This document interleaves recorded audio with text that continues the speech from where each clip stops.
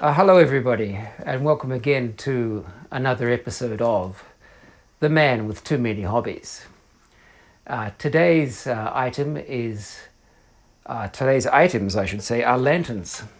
Lanterns always make the best kind of antiques. They're fun to restore, they're fun to fix, and once they are fixed, you can use them. Perfectly practical. Perfectly practical to use today for mood lighting or in a power cut or just for decoration. So having lanterns on hand is always very, very helpful. Now, this being Japan and the land of quirky things, there are some Japan-only type lanterns, which I'll show you today. And then there's this type. Now, at first glance, it looks like a light bulb. In fact, it's upside down. Most lanterns work that way. And I have one actually lit here, and you'll see, if you look from the bottom, that the flame is actually pointed downwards. Upside down burning lantern. Now, of course, some of you are going to say, oh yes, I know that, Coleman makes them. Yes and no. Coleman and other manufacturers made downward pointing lamps, but they're all gas, or they have a filament and they work on usually on evaporated kerosene gas, which lights a filament, so the gas is burning. This one is a wick lantern. The wick is about that wide, and this one is about that wide. It's flat, it's that wide, but it is still pointing downwards. How this works? Well, not many people know how it works, and even when they see it. In fact, when I got this one, it was at an antiques market, and the seller didn't even know what it was. He couldn't tell that it was a lantern because it didn't look like a lantern. However, me being rather clued up on old things and antiques, I knew exactly what it was. And I knew it was very, very rare and precious. So, of course, I bought it on the spot. It was very cheap. Years later, I found another one, a smaller one. So they had big ones and small ones in Japan. I'll just take this down so you can, in fact, I'll turn on the light so you can get a good idea of the size of this thing. That's the small one, that's the large one. Now, my theory is that this is about 1902. So the turn of the century, light bulbs were just starting to come in, and the lamp makers could see the writing on the wall. They knew that it's only a matter of time before people would stop buying lanterns. And so it's a last-ditch effort. They made these fantastic lanterns which could compete with light bulbs, in fact, brighter than light bulbs at the time. And they have the same advantage of a light bulb in that the light points straight down. So I'll just take this off here. These things on the side are for carrying it, so you can lift it off like that. Let's go somewhere a bit darker. Here's a dark spot down here, so you can see it's quite bright, and the light points straight down. This circular thing around the side is actually the fuel tank. How does it work? Well, I don't think I should tell you. I think you should work it out. I'll give you a hint. There's only one place for the air to go in and one place for the air to go out. Air comes out there, air goes in there, and it's sucking around like a vacuum cleaner. Think of siphon. We all know what a siphon is. Water does not usually go uphill. It does not flow up here unless it's in a siphon where the downflow pipe is longer than the upflow pipe. And that's basically the same principle as this. The air flowing down is shorter than the air being sucked up. The air, of course, has to turn at 180 degrees in the middle of this glass. It turns at 180 degrees and goes back out again. So that's why it has this. It has to be sealed around here. In fact, when I bought this, it didn't have this at all. This is my my make-do substitute glass. It probably had a round glass like this, and I'm still looking for a round glass. This is probably the only one in Japan. I've never heard or seen of another one like it. So if it's the only one in Japan, it's the only one in the world. So that's how rare it is. If there is if any of you have seen one of these, I'd like to hear about it. So this is 1902, made in Japan, upside down lantern, very nifty indeed.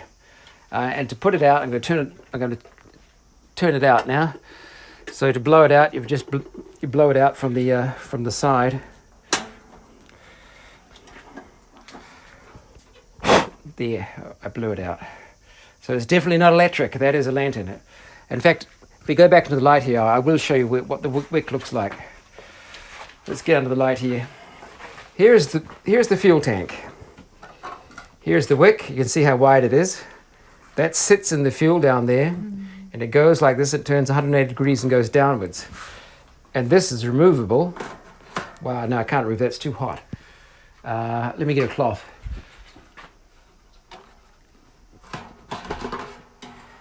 So there's the wick there. That's what it looks like. The wick system. Turns 180 degrees, goes straight down. You can see all the little holes in there. That's where the air goes in. So the air is being sucked in from the top,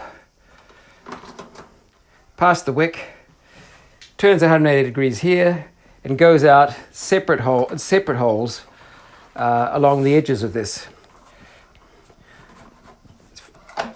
You could remake this today, and I'm sure they would sell because they're such a simple but effective system. They can't break down, they can't wear out. Simple but effective, and very bright too. And you get the lights going straight down, which is where you want it. So this is a great lamp for hanging directly over a table like this.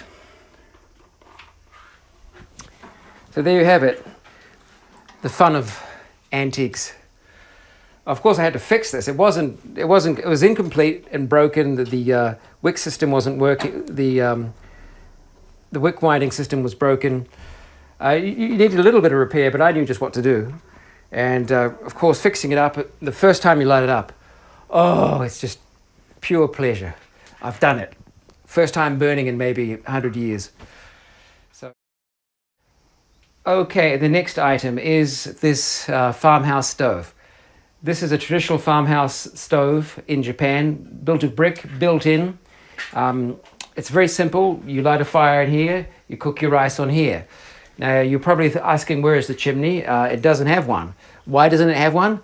Well, the smoke just comes out here. Why doesn't it fill your whole house with smoke? Well, this entire thing is the smoke hood, and there's a fan at the top.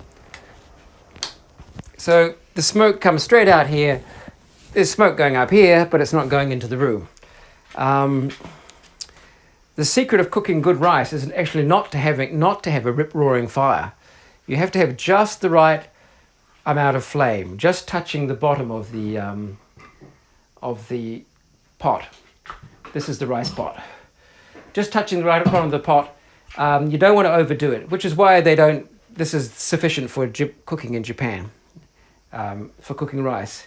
I have modified it slightly for gas, so I put this gas stove on here. This is almost a Chinese style thing. There's two gas rings, one in the middle. That's the middle one. That's the outside one. Oh, there you go. So there's two double gas system.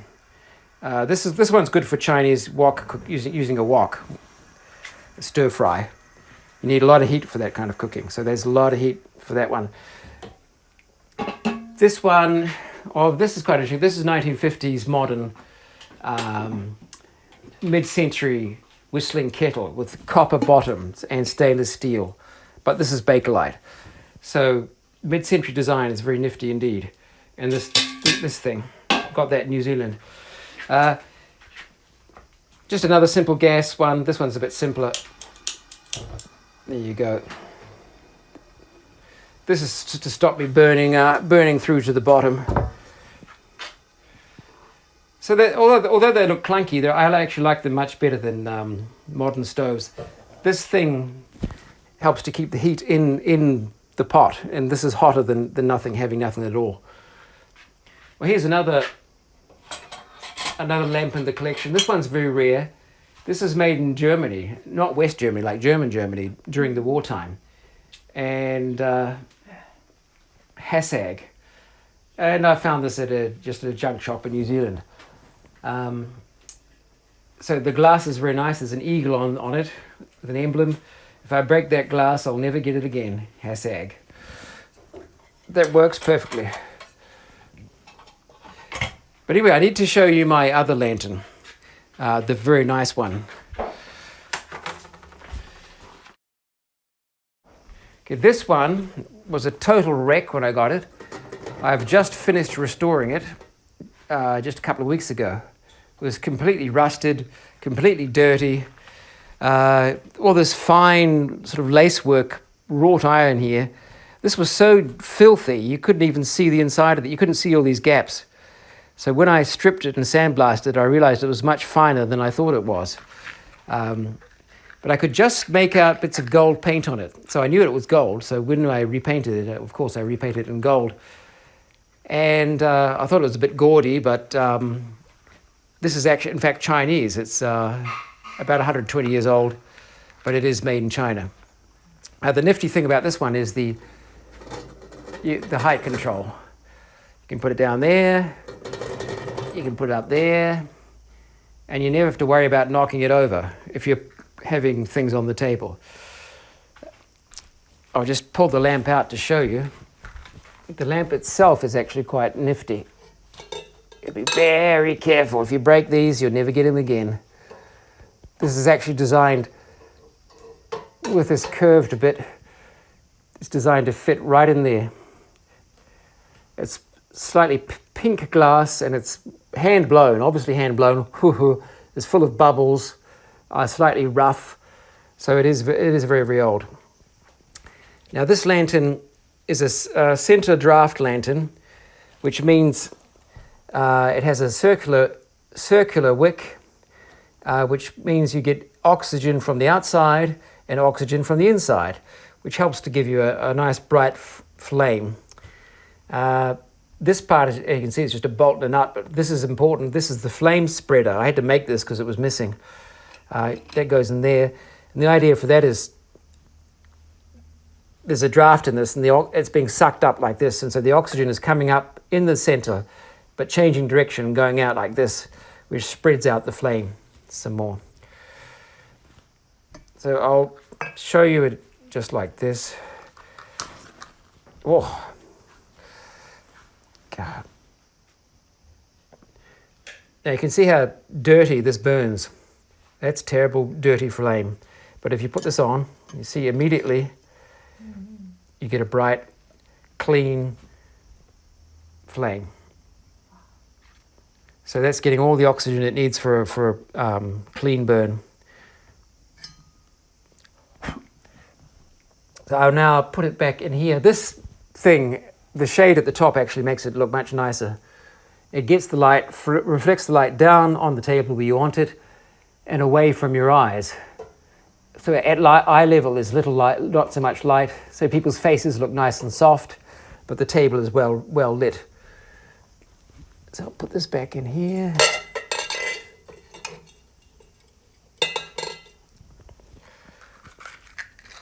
Put that back in there. This was a total wreck when I got it.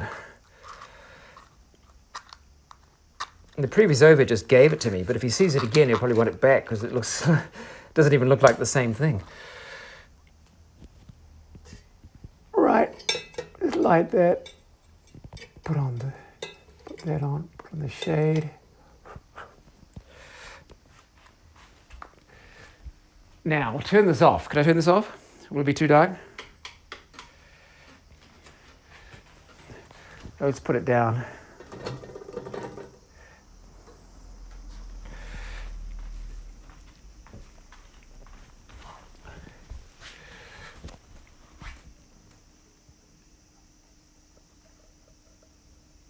To get this at the right, about there, it's about as bright as you're going to get it. This type with the flame spreader, it's a good clean burn, so there's no soot. Other types of lantern, you constantly have to adjust them to prevent them becoming sooty. So this is this is nice. It looks just as good when it's not going. It's just a nice interior piece. So there you have it. Antiques are fun and practical.